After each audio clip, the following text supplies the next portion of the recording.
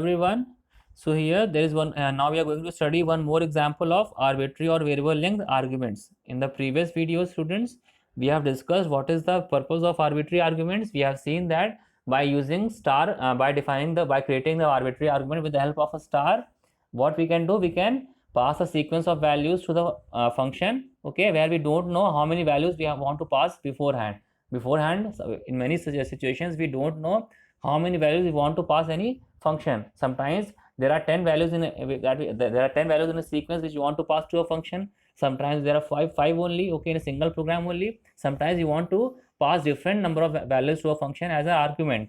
So in that case, what we can do, we can use the arbitrary arguments as our solution. Okay, so arbitrary arguments, they are used for passing sequence of values to the function in the form of tuples. And if you want to pass a sequence of keyword arguments, then we have seen that we can do that by using the double star or the double asterisk operator. By using the double asterisk operator, we can create arbitrary argument which will receive a set of or a sequence of keyword arguments in the form of a dictionary. So this much we have studied in the previous video. Okay, now we will study one more example of arbitrary or variable length arguments which will explain it the purpose to us more. Now whatever, if you are having any confusion in arbitrary arguments, this will be cleared with the help of this example. Okay, so here what we have done, we have again created a very simple function here. It is a sum function. What it is doing, we are passing a tuple or sequence of values to this function, and this function is adding all those tuple values by using a for loop. Okay, we have created a for loop inside the function. It is iterating through the different values in the tuple, and in every iteration it is adding. First it is converting those values by using the int. See what actually happens, all the values in the tuple will be in the form of a string. Okay, those will be string values. So first of all, whenever we want to add them numerically, we have to first convert them into the numerical value or the integer value. For that we have to use the int function. Int function will be used here for converting the value of this the string value into the integer data type. Okay, then what we'll do in using this for loop, in every iteration we will keep on adding the different values into the sum variable. Okay, the sum variable initially we have initialized to 0, and then within the for loop every time it will be added to the tuple value which is the converted integer value of the tuple. Okay, now after that, after the loop is complete, we have added all the tuple values, so we will return this value by using the return statement. So return statement, now we can see that how we can return any value from the function. We can return any value from the function by using the return statement. So there is return statement we will discuss in detail in the coming slides also. You can just now you can understand that whenever we want to return any value from a function, we can return it by using by using the return statement. Okay, the return statement is used for returning any specific value from the function. Okay, here we are returning the s value, the value of the s variable, so that's why we have written return s. Now, and where it will be returned, see the value is written at the place where we have called the function. So here we have called the function in the line number 7. Here we have assigned the sum function to the r variable. Assigning any function to the variable means what? Whenever we are assigning any function to any variable, it means that we are calling that function, and whatever value will be returned by the function after execution, that return value will be assigned to the variable to which we have assigned the function. Like we have assigned the function to the r variable, so the value the s variable's value which is returned by the function will be assigned to the variable which is the r variable. Okay, here in the main program. Okay, so this r variable will hold the value which is being returned in the form of this r variable will hold the value of the s variable which has been returned by the sum function here.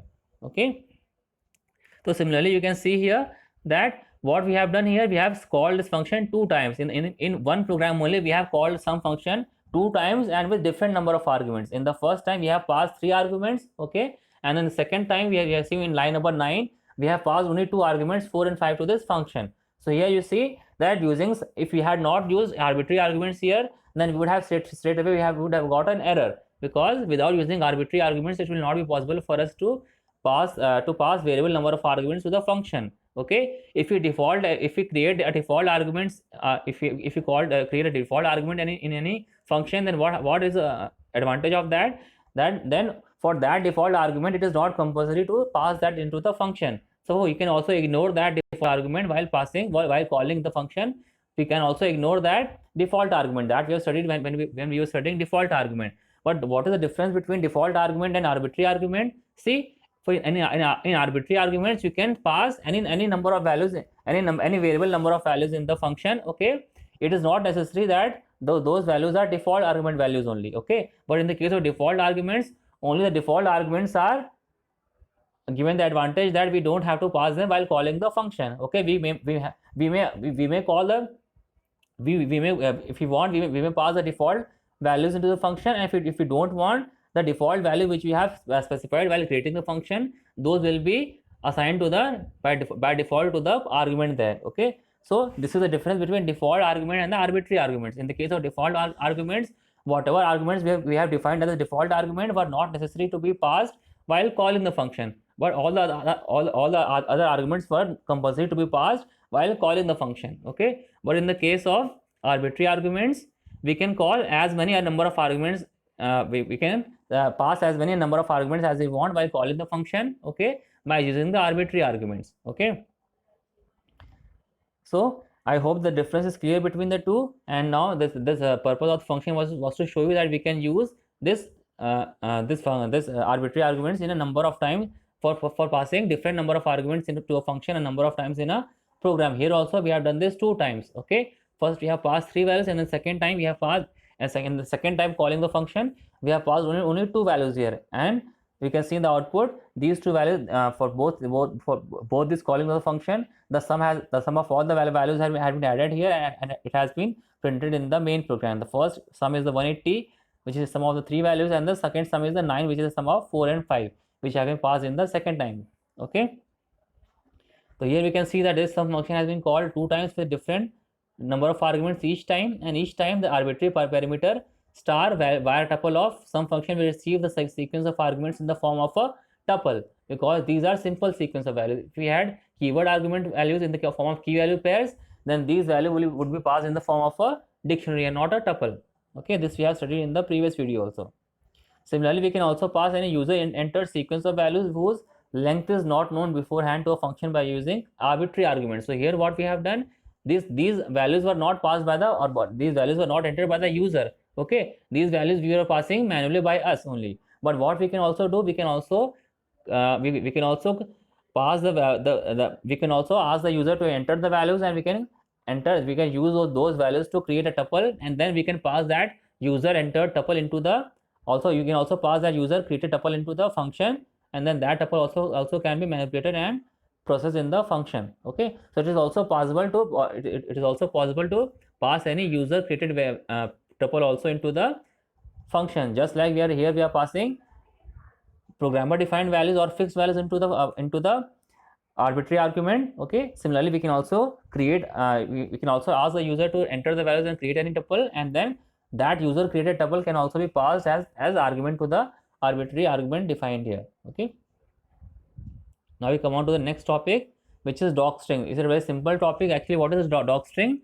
The first string after the function header is called the docstring, and it is short form for documentation string. Okay, it is briefly used to explain what a function is doing. Although using docstring in function is optional, documentation is a good programming practice, because actually what is the advantage of that? By using a docstring, you are able to express the purpose of the function to the reader or the user of the program. Whoever is using your program, you will be able to express the meaning or the purpose of your function to that person. Even to yourself, it is very important. Why? Because if you have created this function once and you want to access this function after a month or after a year, then you will not be able to understand the purpose. You will not be able to remember the purpose of the function, because after some time you will forget that. So if you create the docstring to explain the purpose of the program by creating a comment, then it will be easier for you to understand and remember the purpose of the function. Okay, it is optional, but it is a good programming practice to create the docstring comment every time. Okay, how we can create that? Generally we create that by using the triple quotes. So we use the triple quotes for creating multi-line comments. So these docstrings are actually multi-line comments which are used for describing the purpose of the function here.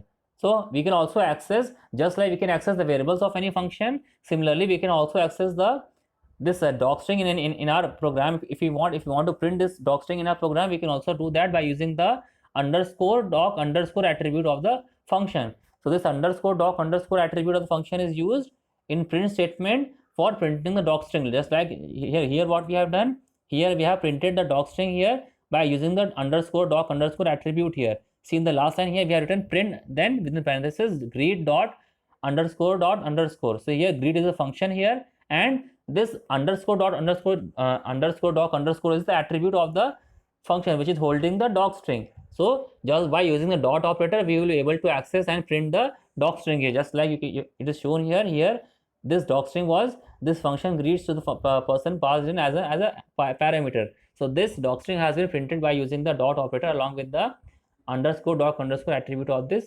function. Okay.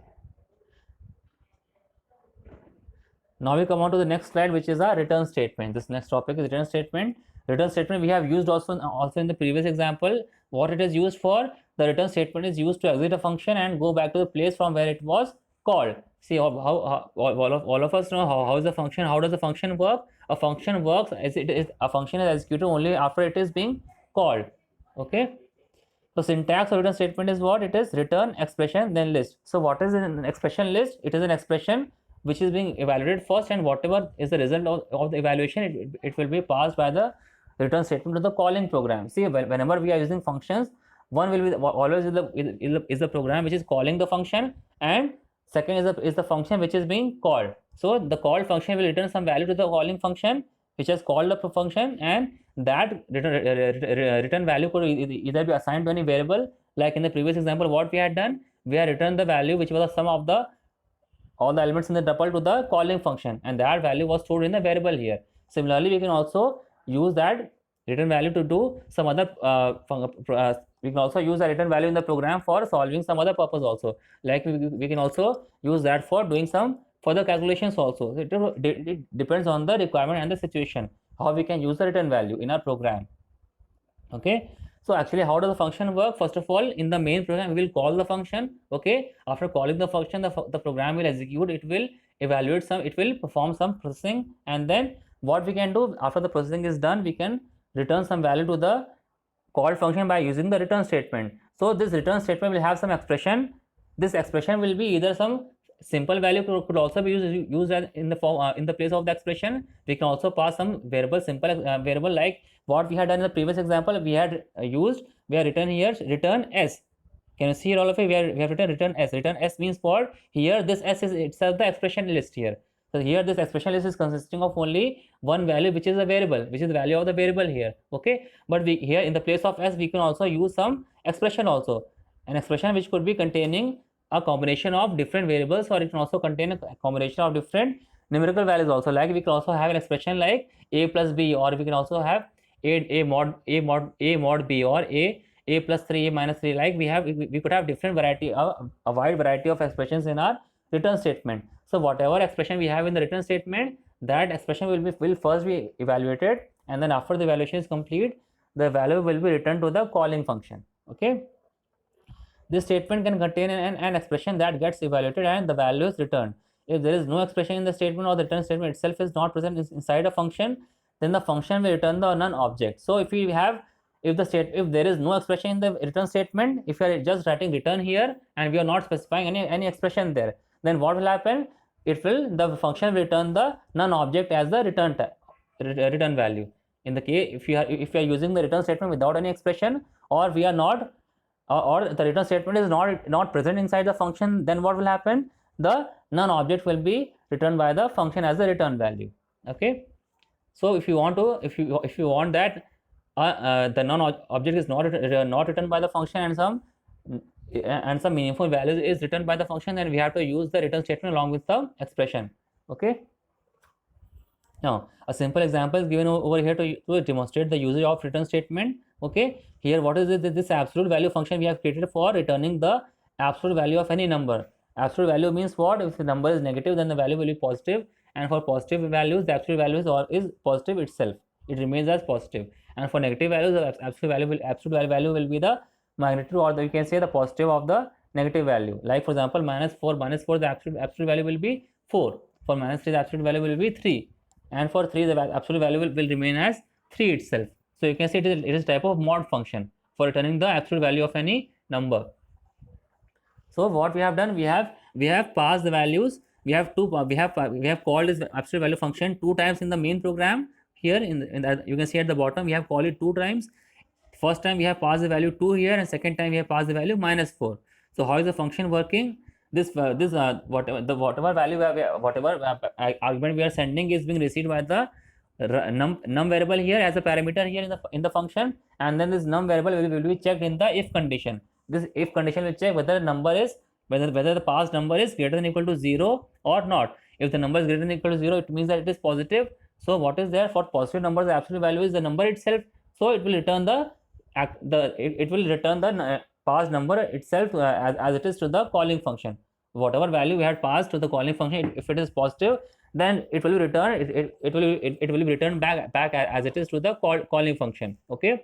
But what in the case if the number is not positive, it is negative? If the number is negative, if it is less than 0, then what will happen? The else part will be executed, and the what value is returned? The minus num or the negative of the passed value will be returned. So, like in the case of the second example, what is there? We have passed -4 here, so -4 will be negative. So what will be returned? The minus of -4 will be returned by the function. All of us know that minus of minus will become positive. Okay, that is why when you do -2 -4, it will become positive. So in this case, what will the absolute value of 4? What will the absolute value of -4 which will be returned? It will be 4 itself. Okay, you can see the output also here. The first output for the first absolute value is 2 itself, and the absolute value of -4 here it is 4, which is being displayed in the output here. So students, here we'll stop here only. In the next video we will continue with the upcoming topics. Thank you.